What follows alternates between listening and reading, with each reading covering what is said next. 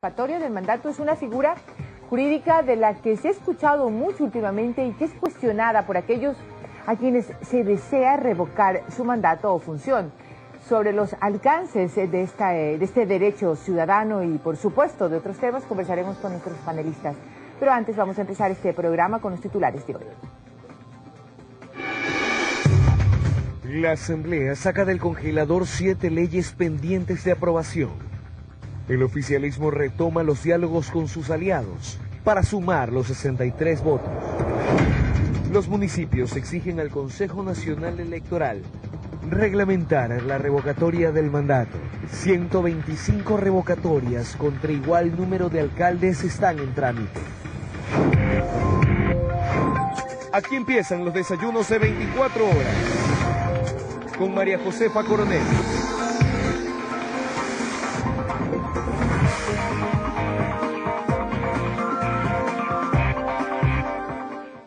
El proyecto de ley de comunicación será parte del análisis de la Asamblea. El presidente Fernando Cordero habló de la posibilidad de eliminar el artículo que regula el derecho a la libertad de expresión. Veamos.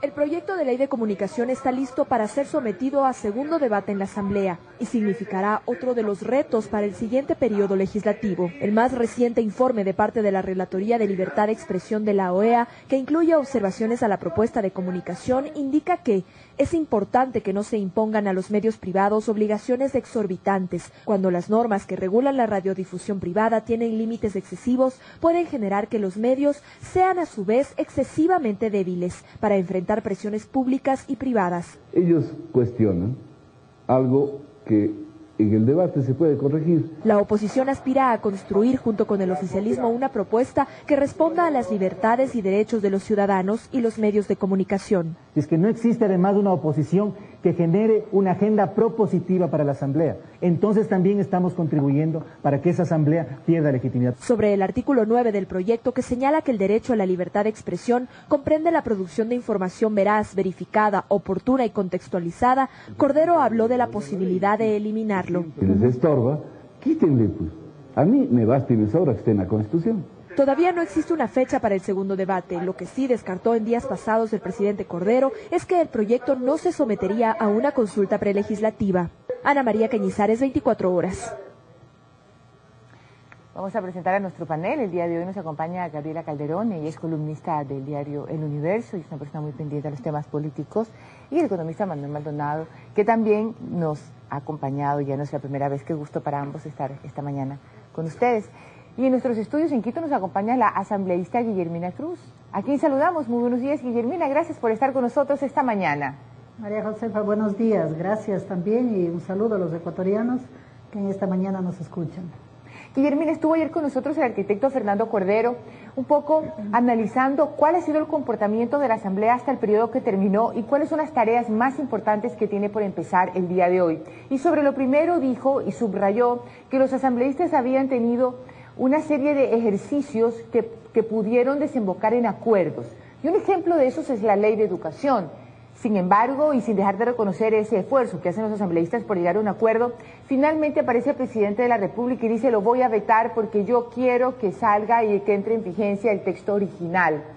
Entonces le hago la misma pregunta. ¿Esos ejercicios para formar acuerdos no se van a ver obstaculizados por la voluntad del presidente? Bueno, mire, yo creo que los acuerdos legislativos fueron importantes antes de la aprobación de una ley como es la Ley de Educación Superior. Y cierto es que tampoco nosotros los ecuatorianos podemos olvidarnos que la Constitución del Estado rige a todos los ecuatorianos.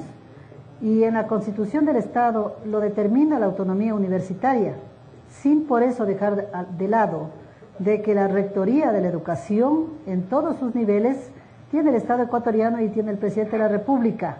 Mire que en su momento fue aprobada la Constitución del Estado y los ecuatorianos debemos acostumbrarnos que la Constitución es quien nos rige a todos y los cambios que deben hacerse en el Ecuador es pertinente porque eso pidió el pueblo ecuatoriano, un cambio en el sistema legal de la patria. Y por lo tanto las leyes que se asignan, las leyes que estamos determinando en la Asamblea Nacional, es justamente apegados al derecho constitucional. Bueno, Guillermina, nosotros respetamos mucho su opinión. Yo tengo algunas dudas al respecto y creo que muy válidas, no solamente porque nacen de una curiosidad jurídica que siempre he tenido, sino porque coinciden con expertos en temas, sobre todo de libertades. Pero en todo caso, Guillermina, me queda una duda con respecto al tema de la ley de educación.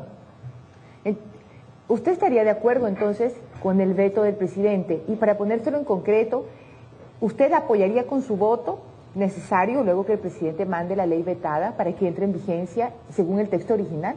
Mire, el veto todavía los asambleístas no lo hemos leído. Sí, el arquitecto Cordero sí lo tiene. El arquitecto Cordero sí lo tiene. Él nos dijo ayer que tenía ya un borrador último del veto y que le digamos, parecía en bien. este momento lo que estamos haciendo es comentando el comentario.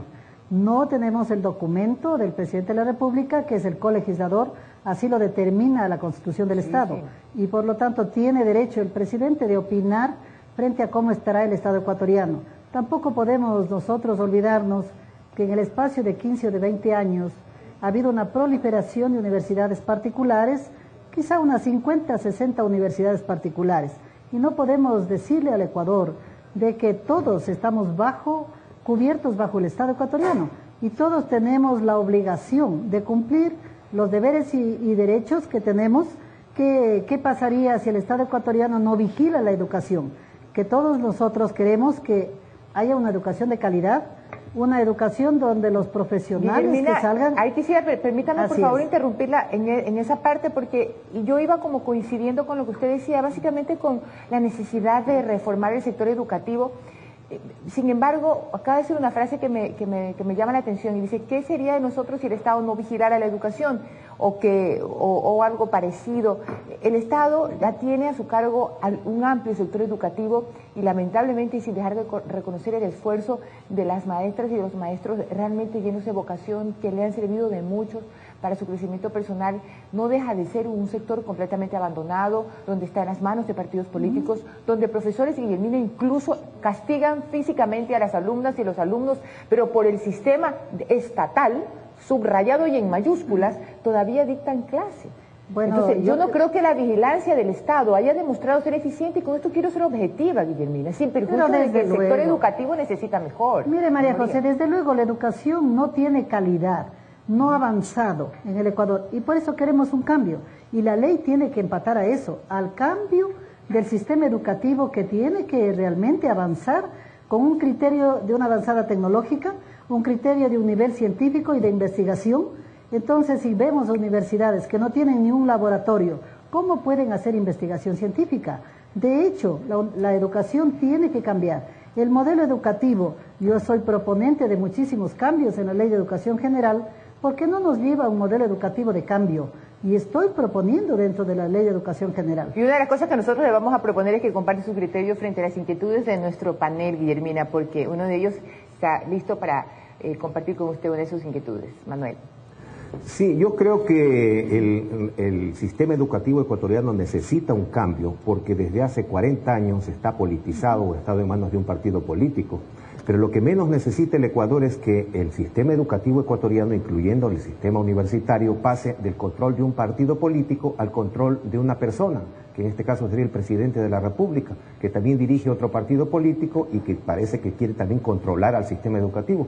Eso no es modernización, ni evolución, ni mejoramiento, sino constituye un verdadero peligro de mantener la politización, sino que pasando de un bando ahora a otro bando. Ese es el temor que yo tengo, de acuerdo con el espíritu de la Ley de Educación. Bueno, mire, ciertamente que hemos estado en desacuerdo que la estrangulación de la educación a un partido político ha sido, digamos, la situación del día en el Ecuador. Y no creo que sea estrangulada la educación por el Estado, porque desgraciadamente así es el sistema político ecuatoriano. Debe haber un gobernante en la patria, sea de cualquier partido político que fuere, o a quien eligen los ecuatorianos. Y por lo tanto, el Estado ecuatoriano tiene obligación de velar por la educación, y las leyes simplemente le dicen a los ejecutivos de un plantel cómo ejercer la educación y cómo hacer el sistema curricular, cambiando realmente con la necesidad que tiene el niño, el adolescente, el joven, porque el sistema curricular es el que tiene que basarse, ¿qué quiero a futuro? Y no es que el Estado ecuatoriano le dice, este sistema curricular tiene que darse. Usted tiene que hacer una adaptación curricular a la realidad del medio, dentro de su entorno, y también llegar a lo que significa lo nacional y lo internacional, porque no podemos cerrarle al alumno simplemente en un objetivo de su entorno, quizá comunitario, sino más bien educación. Sí, pero todo eso es teórico, porque lo que estamos viendo es que el peligro de que el sistema educativo ecuatoriano pase de manos del control de un partido político a manos de un señor, y con todo el respeto para el presidente de la República, a manos de un propietario del país que quiere controlar todo, pues quiere controlar el sistema educativo, quiere controlar el sistema agropecuario, quiere controlar la economía, quiere controlar las instituciones, quiere controlar el Tribunal Constitucional, la Fiscalía, el Poder Judicial. Entonces, ese es el peligro, que pasemos del control de un partido político al control de un personaje que actualmente es el dueño del país. A mí me parece que eso es peligrosísimo para el Ecuador. Mire, lógico que los ecuatorianos lo que más ansiamos es la democracia, y una democracia participativa. Los planteles educativos deben formar para que el alumno sea crítico, sea investigativo, y que nuestros ecuatorianos a futuro seamos parte de lo que significa el desarrollo del país, pero un desarrollo en donde tengamos libertad de expresión, tengamos libertad de pensamiento, y la educación tiene que llevar a eso. Entonces lo teórico no es simplemente decirlo.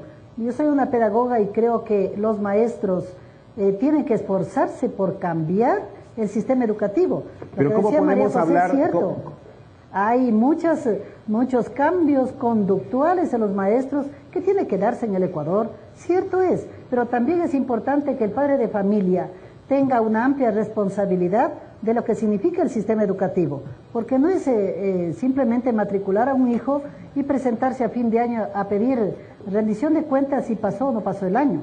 Es un proceso la educación, y el proceso está el padre de familia, el alumno, el maestro, el plantel educativo como tal, y también la comunidad, porque ¿qué pasa con los planteles educativos donde tenemos burdeles al lado? Entonces, todas esas cosas tenemos que, las distintas secretarías de Estado tienen que tomar relación, qué hacer para que la educación mejore, pero en un contexto donde la realidad de ese niño, de ese joven, tiene que transformarse. Buenos días, Guillermina. Me parece excelente que mencionemos aquí la responsabilidad que deben de tener los padres de familia sobre la educación de sus hijos. Lamentablemente, en el sistema educativo que prevalece en nuestro país, no se toma en cuenta lo que los padres prefieren, sino que se determina lo que a nivel del Estado, desde arriba, la educación que tienen que tener sus hijos. Me preocupa un poco en el nuevo proyecto de ley de educación superior la figura de cogobierno para la educación particular. ¿No cree que el problema de la educación superior estatal ha sido la politización? ¿Cómo va a afectar esto a la universidad particular? Es decir, si hemos visto que eso empeora la calidad de la educación pública, ¿por qué se cree que eso va a mejorar la calidad de la educación particular? Y además, ¿qué pasa con aquellos países donde se encuentran las mejores universidades a nivel mundial, donde los planes de estas universidades nunca tuvieron que ser ajustadas a un plan nacional de desarrollo determinado por el Ejecutivo? Estamos hablando de las universidades con los mejores centros de investigación en el mundo, donde están más interesados en investigar y en temas académicos que en política.